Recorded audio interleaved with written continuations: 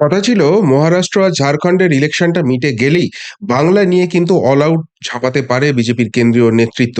যদিও ঝাড়খণ্ডে কিন্তু সেই মনোপুত রেজাল্টটা হয়নি, কাঙ্ক্ষিত ফলাফল আসেনি, কিন্তু মহারাষ্ট্র মোদী সরকারকে সেই কাঙ্ক্ষিত অক্সিজেনটা জুগিয়ে দিয়েছে। মহারাষ্ট্রের ফলাফল নিশ্চিত করে দিয়েছে যে আগামী 5 বছর কেন্দ্রে মোদী সরকারই চলছে। যে শরিকি নির্ভরতা ছিল, সেই শরিকি নির্ভরতাকে আর কোনো রকমই ভয় পাওয়ার মতো কোনো জায়গা নেই। বিরোধী জোট সেই জায়গাটায় দাঁত ফোটাতে পারবে না। আর তারপরেই কি সুনির্দিষ্ট খবরটা আইবি থ্রু দিয়ে সুনির্দিষ্ট জায়গায় পৌঁছে গেছে। অর্থাৎ যে কথাটা বারবার আপনাদের আমি বলে এসেছি, একদম ইডি সিবিআই এর সঙ্গে ঘর করে থাকা এক ব্যক্তি তার মাধ্যমে পাওয়া খবর যে যেদিনকে এই বাংলায় সিবিআই নয়, ইডি ছাপাবে এবং সেটাও কয়লা কাণ্ডে, সেই দিনকেই বুঝবেন যে সর্বোচ্চ স্তরের রাঘব বোয়াল, সর্বোচ্চ স্তরের মাথা, তাদের দিকে এগোনোর প্রক্রিয়া শুরু হয়ে গেছে এবং বাংলায় অল আউট খেলা শুরু হয়ে গেছে। আর তারই পরিপ্রেক্ষিতে দেখা গেল দুটো ঘটনা ঘটে গেল গতকাল। খুব গুরুত্বপূর্ণ ঘটনা। একদিকে এই যে কয়লা পাচার মামলা, সেটাকে ঘেঁটে দেওয়ার চেষ্টা এবং তার পিছনে পুলিশ প্রশাসনের একটা বড় ভূমিকা, এবং এমন একটা জায়গা থেকে ভূমিকাটা শুরু হলো যেখান থেকে প্রশ্ন চিহ্নটা বড় বড় করে উঠছে।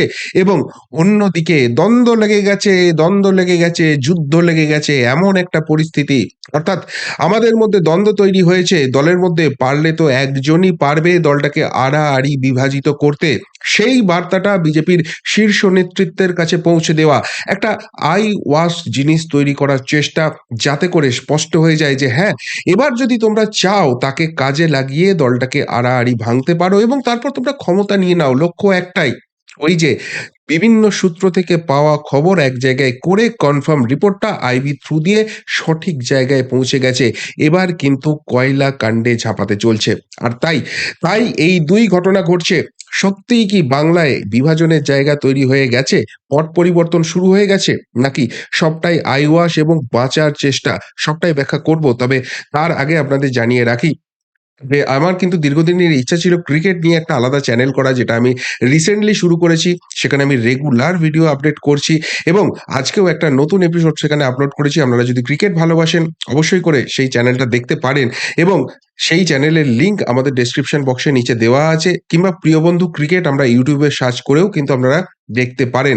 ইতিমধ্যেই 1000 সাবস্ক্রাইবার আপনারা দিয়ে দিয়েছেন, থ্যাংক ইউ। মাত্র 2-3 দিনের মধ্যে এই সংখ্যাটা পৌঁছে যাওয়া সত্যি অনেক এনার্জি বাড়িয়ে দিচ্ছে। ক্রিকেট নিয়েও এবার কিন্তু ডেডিকেটেডলি রেগুলার ভিডিও এই চ্যানেলে থাকবে। তাই যদি ক্রিকেট ভালোবাসেন, অবশ্যই করে চ্যানেলটা দেখুন এবং আপনাদের ফিডব্যাক দিন। যে প্রসঙ্গে কথা বলছিলাম, দেখুন দুটো ঘটনা গতকাল ঘটেছে। নাম্বার 1 প্রসঙ্গ, যে জায়গা থেকে আমি বলছি যে ভাইপোই কি সিন্ডে হতে চলেছে, সেই প্রসঙ্গটা বোঝার আগে এই জায়গাটা বোঝার খুব দরকার আছে। দীর্ঘদিন ধরেই কয়লা কাণ্ড নিয়ে টালবাহানা চলছে এবং ফাইনালি ইডি কিন্তু কয়লা কাণ্ডে যে চার্জশিট পেশ করেছিল, তার ভিত্তিতে চার্জ ফ্রেম তৈরি হবে। এখন এই চার্জ ফ্রেম করতে গেলে যেটা রুল হচ্ছে, যেটা আইন হচ্ছে, সেটা হচ্ছে যাদের বিরুদ্ধে চার্জশিট দেওয়া হয়েছে তাদের প্রত্যেককে আদালতে উপস্থিত থাকতে হবে। অথচ দেখা গেল এক স্পেসিফিক ব্যক্তি সেখানে উপস্থিত নেই, যে কারণে চার্জ ফ্রেম করা গেল না, এবং চার্জ ফ্রেম না করা গেলে বিচার প্রক্রিয়া শুরু হবে না। আর তাহলে বলার সুযোগটা থাকবে ইডি সিবিআই এই বাংলায় করছেটা কি, তারা আলটিমেটলি কাউকে শাস্তি দিতে পারছে না কেন। এবার কাকে পাওয়া গেল না? পাওয়া গেল না এমন একজন যার দাদা এই কাণ্ডের মূল চক্রী এবং বিদেশে পলাতক। তাকেও, এবার সেই ব্যক্তিকে কিছুদিন আগে গ্রেপ্তার করা হয়েছিল, সে জামিন পেয়েছে। জামিন পেয়ে বাড়ি আসতেই তাকে কিন্তু পকসো আইনে এখানে গ্রেপ্তার করে রেখে দেওয়া হয়েছে। কেন পকসো আইন? পকসো আইন এখন নতুন অস্ত্র হয়েছে এই রাজ্যে, যে কাউকে সবক শেখাতে হলেই তাকে পকসো আইন দিয়ে দাও। সেটা টিকবে কি টিকবে না পরের কথা, কিন্তু এই পকসো শব্দটা শুনলেই আদালত একটু নড়েচড়ে বসবে। জামিন অযোগ্য ধারা, খুব সিরিয়াস অফেন্স। সুতরাং তাকে যে পুলিশ ধরে রেখেছে, এই জায়গাটায় একটা জাস্টিফিকেশন দিয়ে দেওয়া যাবে। আর সেই পকসো আইনের জন্য যাকে গ্রেপ্তার করা হয়েছে, সে যেহেতু গ্রেপ্তার হয়ে আছে, সে সশরীরে হাজিরা দিতে পারবে না, ফলে চার্জ ফ্রেম করা যাবে না। চার্জ ফ্রেম না করা গেলে এখানে বিচার প্রক্রিয়া শুরু করা যাবে না। খেলাটা বুঝুন। এবং স্পেসিফিক্যালি যেখান থেকে অ্যারেস্টটা হয়েছে, কোথা থেকে অ্যারেস্ট হয়েছে? দিদিমণির পাড়ার থানা থেকে অ্যারেস্ট হয়েছে। যে থানায় কে বসে থাকে? যিনি দিদিমণির কালীপুজোয় খিচুড়ি রান্না করেন এবং খিচুড়ি পরিবেশন করেন খালি পায়ে, সেই ব্যক্তি যাকে স্পেশালি সেখানে বসিয়ে রাখা হয়েছে, ওই পুলিশি চত্বরের পুরো কন্ট্রোলটা দেয়া হয়েছে বলে বিরোধীরা বারবার অভিযোগ করে, সেই থানা থেকেই স্পেসিফিক্যালি গ্রেপ্তার করতে হলো। সেখানে পক্সো ধারাটাই লাগাতে হলো, যেখানে জামিনটা কিছুতেই পাওয়া যাবে না। এই জায়গাতে কি স্পষ্ট হয়ে যাচ্ছে যে, যে এবার বিপদটা আসছে এবং স্পেসিফিক রিপোর্টটা এসে গেছে যে এখানে যখনই চার্জ ফ্রেম হয়ে যাবে, বিচার প্রক্রিয়া শুরু হয়ে যাবে, তখনই কিন্তু ভাইপোর জন্য ঝাঁপাবে ইডি। তার কারণ এই ভাইপোর যে রক্ষাকবচ ছিল, দীর্ঘ আইনি লড়াইয়ের পর সেই রক্ষাকবচ সুপ্রিম থেকে উঠে গেছে। সুপ্রিম কোর্ট থেকে উঠে যাওয়ার ফলে ভাইপোকে দিল্লিতে গিয়ে জেরা করাতে আর কোনো বাধা নেই। এবার মূল জায়গাটা, রক্ষাকবচে যে জায়গাটা চাওয়া হয়েছিল ভাইপো কোম্পানির তরফ থেকে, সেটা হচ্ছে যে যেখানে খুশি জেরা করো, আমার নিজের রাজ্যে করো, কিন্তু দিল্লিতে গিয়ে জেরা করা যাবে না। আর ইডি কোন জায়গাটায় মরিয়া ছিল? মরিয়া ছিল যে ভাই কলকাতাতে তোমাকে আর জেরা করব না। অনেক জেরা করার করে নিয়েছি। আমরা জেরা করব দিল্লিতে। আর এইখানেই জল্পনাটা আছে। তাহলে দিল্লিতে যে জেরাটা হবে সেটা ফাইনাল জেরা। এটা ইডিও যেমন খুব ভালো করে জানে, তেমনি এই ভাইপো কোম্পানিও জানে। ফলে দিল্লিতে জেরা করলে ফাইনাল জেরা এবং তারপরই গ্রেপ্তারিটা হবে। যদি গ্রেপ্তারি দিল্লিতে হয়, সমস্ত মামলা দিল্লিতে শুরু হয়ে যাবে এবং সেই জায়গা থেকে প্রভাব প্রতিপত্তি বিস্তার করে সেখান থেকে বেরিয়ে আসার কোনো জায়গা থাকবে না। আর সেই জন্যই যদি এটা কলকাতাতে হয়, তাহলে সেখানে প্রভাব প্রতিপত্তি কাটিয়ে ৬ মাসের মধ্যে একটা বেরিয়ে আসার জায়গা হয়তো তৈরি হয়ে যাবে। তারপর বড়, বড় বুকনি দেয়া যাবে। রাজনৈতিক প্রতিহিংসা হচ্ছে ওই তো জেলে আটকে রাখতে পারল না এবং মানুষও সেটাতে প্রভাবিত হবে। আর খেলাটা শুধু এইখানেই শেষ হচ্ছে না। তারপর আমি দেখলাম একটা কালকে সর্বভারতীয় বৈঠক হয়েছে। মানে সর্বভারতীয় বৈঠক মানে একটা আঞ্চলিক দলের আবার সর্বভারতীয় বৈঠক। অর্থাৎ ওই ছাল উঠে যাওয়া একটা কুত্তার নাম যদি ব্যাঘ্রচরণ মহামহিম রাখা হয়, যেমন লাগবে তেমনই লাগছে। একটা দল যারা বাইরের রাজ্যে লড়াই করতে গেলে সেখানে নোটার সঙ্গে লড়াই করে সে স্থান পায় এবং নোটার থেকেও কম ভোট পায়, তারা আবার নাকি সর্বভারতীয়। এই সর্বভারতীয় দল, সেখানে একাধিক কোম্পানি, একাধিক কমিটি এবং সেই কমিটিগুলোর মাথায় সো কল্ড দলের মধ্যে যারা ভাইপো বিরোধী বা ভাইপো যাদের বিরোধী, যাদের ডানা ছাড়তে চায়, তাদেরকেই মাথায় বসানো হলো। শুধুমাত্র তাই নয়, এখান থেকে সুনির্দিষ্ট করে বার্তা দেওয়া হলো যে দিদিমণি সর্বে সর্বা। এমনকি যারা কিছুদিন আগে উচ্চিংড়ের মতো লাফাচ্ছিল ভাইপোকে প্রশাসনে চায়, ধরতে হাল ভাইপোকেই চায়, তাদেরকে একদম বার্তা দেওয়া যে ভবিষ্যতে এইসব কথাবার্তা বলা যাবে না। যদি বলো, পশ্চাৎ দেশে পদাঘাত করে তোমাদের দল থেকে তাড়াবার ব্যবস্থা করা হবে। এবং তার থেকেও গুরুত্বপূর্ণ, যেটা খুব হাইলাইট করে মিডিয়া কালকে খাওয়াবার চেষ্টা করলো, এইসব হওয়াতে ভাইপো রীতিমতো রেগেমেগে দিল্লি চলে গেছেন। আর এই জায়গাতেই প্রশ্ন উঠছে যে ভাইপো রেগেমেগে দিল্লিটা চলে গেলেন কেন? অনেকে বলবেন যে কেন, শীতকালীন অধিবেশন শুরু হয়ে গেছে, সেই জন্য তো দিল্লি চলে গেছে। আরে বাবা, এর আগে যতগুলো অধিবেশন হয়েছে ২ দিন মাত্র দিল্লিতে যায়। ওই গিয়ে সইটা করে, নাহলে ওই যে সংসদ চলছে তার টাকাটা আসবে না। সুতরাং সেই দিনকে, তার পরের দিন বক্তৃতা-টক্তৃতা করে আবার বাড়ি চলে আসে। এর বাইরে তো ভাইপোকে পাওয়া যায় না। তাহলে এই গুরুত্বপূর্ণ সর্বভারতীয় একটা বৈঠক হলো এবং সেই বৈঠকের পরই দিল্লি চলে গেল কেন? আসলে বার্তাটা খুব সুনির্দিষ্ট করে দেওয়ার চেষ্টা চলছে যে দেখো ভাই, আমাদের মধ্যে দ্বন্দ্ব লেগে গেছে, তাই ভাইপোকে সামনে নিয়ে এসো, ভাইপোর সঙ্গে যোগাযোগ করো আর দলটাকে আড়াআড়ি ভাঙো। কেননা এই দলে তো দুটো লবি আছে, দিদিমণি লবি আর ভাইপো লবি। সুতরাং তোমরা যদি দিদিমণি লবিকে কায়দা করে সরিয়ে রেখে ভাইপো লবিকে সামনে নিয়ে আসতে পারো, তবেই দলটা ভাঙবে। বাকি তো কারোর মেরুদণ্ড বা শিরদাঁড়া বলে কিছু নেই। তাদের এইটুকুনি অবস্থা নেই যে পিছন থেকে যদি ওই ছবিটার প্রতীকটা সরিয়ে দেওয়া হয়, তারা নিজেরা জিততে পারবে। আর তাই বার্তাটা দেওয়া হচ্ছে, নাও, নাও, ক্ষমতা তোমরা নিয়ে নাও। আমাদের মধ্যে দ্বন্দ্ব লেগে গেছে। ভাইপোর সঙ্গে কন্ট্যাক্ট করো, দলটাকে ভাঙো এবং তার সঙ্গে জোট বেঁধে ওই শিন্ডে ফর্মুলায় বাংলাটাকে দখল করে নাও।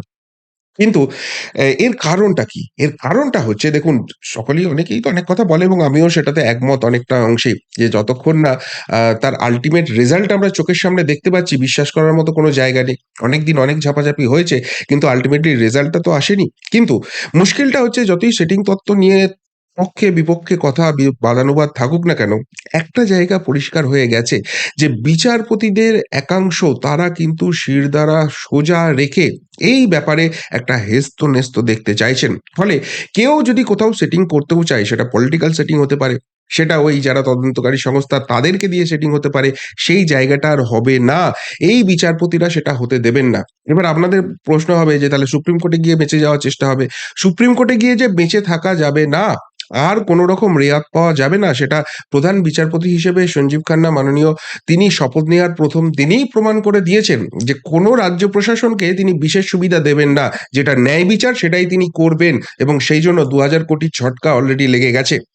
আর তাই এই সেটিং ফেটিং করে আল্টিমেটলি যখন কিছু হবে না, এই ছবিটা যখন স্পষ্ট হয়ে গেছে, তখন এই বার্তাটাই দেওয়ার চেষ্টা হচ্ছে। একদিকে কয়লা কাণ্ডের যে চার্জ ফ্রেম হওয়ার জায়গা, সেটাকে ঘেঁটে দেওয়ার চেষ্টা। কিছুতেই একজন বিশেষ ব্যক্তিকে হাজির হতে দেবো না, কঠিন একটা ধারা দিয়ে দেবো এবং অনুগত পুলিশকে দিয়ে তাকে জেলে রেখে দেবো এবং সেই জায়গাটার জন্য টেকনিক্যালি চার্জ ফ্রেম হবে না, বিচার প্রক্রিয়া শুরু হবে না, ইডি আর এগোতে পারবে না। ভাইপোকে ধরার যে ব্যাপারটা সেটা আটকে যাবে। অন্যদিকে আমাদের মধ্যে একটা ঝামেলা লেগে গেছে, দ্বন্দ্ব লেগে গেছে। এই বার্তাটা সুনির্দিষ্ট কৌশলে সুনির্দিষ্ট জায়গায় পৌঁছে দাও এবং সেই জায়গা থেকে তোমরা এর সুযোগটা নাও। নিয়ে তোমরা সরকার-টরকার যা করার করো। কিন্তু আল্টিমেটলি আমাদের জেলে পাঠিও না এবং ইডি, সিবিআইকে দিয়ে সম্পত্তি বাজেয়াপ্ত করো না। এই বার্তা, এই ছবি দেওয়ার একটা স্পষ্ট চেষ্টা এবং সেই জন্য কিন্তু এত বড় খেলার একটা চেষ্টা চলছে। কিন্তু তাতে কি আল্টিমেটলি কোনো লাভ হবে? দেখুন, লাভ যদি হওয়ার হতো তাহলে এতদিনে অনেক কিছু হয়ে যেত। কেননা অপারেশন লোটাস আমরা সারা দেশ জুড়ে শুনি আর সেই চেষ্টাটা বাংলায় কি করা যেত না? বাংলায় করলে কি সেই অপারেশন লোটাস সাকসেসফুল হতো না? এই প্রশ্নটা তো উঠছেই। এখানে প্রশ্ন উঠছে নীতি নৈতিকতার। কিছু রাজনৈতিক বাধ্যবাধকতা ছিল কিন্তু সেই জায়গাগুলো সরে গেছে। ২০২৪ এ গিয়ে ২৭২ এর গণ্ডি ক্রস করা যায়নি এবং সেই জন্য বিরোধী জোট এই শরিকি দিকে একটা আঘাত হানতে পারে এবং সবথেকে বড় কথা মানুষের আস্থা। এই জায়গাটা জেতার খুব দরকার ছিল। সেটা হরিয়ানা এবং মহারাষ্ট্র নির্বাচনে একটা ভয়ঙ্কর জয়, একটা ভালো জয়ের পর সুনির্দিষ্ট হয়ে গেছে যে বিরোধীরা চাইলেও পারবে না এবং বিরোধী জোট যখন ক্ষমতায় আসতে চায়, যখন সরকারকে ফেলতে চায়, তখন একটা পার্টি যারা ন্যাশনাল পার্টি সত্যিকারের ওই খাতায় কলমে বাঘ ওটা এই ছাল ওটা কুত্থার মতো ও জায়গা আমি বলছি না। সত্যিকারের যারা ন্যাশনাল পার্টি তাদেরকে যারা ব্যাকবোন হতে হবে, তাদেরকে এগিয়ে আসতে হবে এবং সেই জায়গাটায় যে দলটা পারত তাদেরকে মোটামুটি হিমঘরে পাঠিয়ে দেওয়া গেছে। তাদের উত্থান যে কিছু নেই, তাদের যে সিনিয়র লিডারশিপ আছে সেটা একটা ফ্লপ ছিল এবং ২০২৪ এর রেজাল্ট একটা ফ্লুক ছিল। একটা একটা এই জায়গাটা কিন্তু এস্টাবলিশ করে দেওয়া গেছে।